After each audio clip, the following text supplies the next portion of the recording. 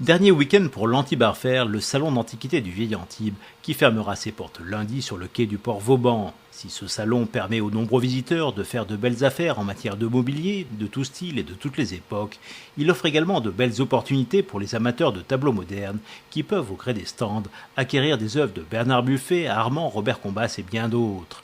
La galerie Calabria, qui s'implantera bientôt à Antibes, à proximité de la place nationale, a choisi, elle, de mettre en lumière les œuvres de Peter Clasen, l'un des maîtres fondateurs du mouvement de la figuration narrative, aux côtés de Valerio Adami et de Jacques Monory.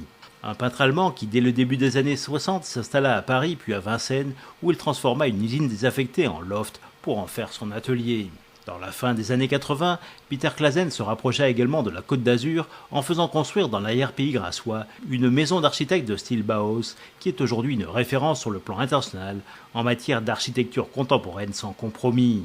Une maison en phase avec sa peinture qui invite à une réflexion critique sur le monde qui nous entoure. Peter Clasen est un peintre de l'urbanité bétonnée, un artiste à la froide objectivité de nos villes inhumaines, un photographe au regard réaliste dont l'objet est de témoigner d'une réalité ordinaire inscrite dans un temps où les machines et les technologies règnent sur le monde inhumain de manière totale et inflexible.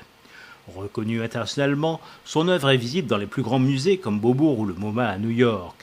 Voir à Antibes autant de ces toiles, souvent de grand format, réalisées au cours des 10 dernières années, est un petit événement qui rajoute encore à l'attrait de l'édition 2013 de l'Antibarfer.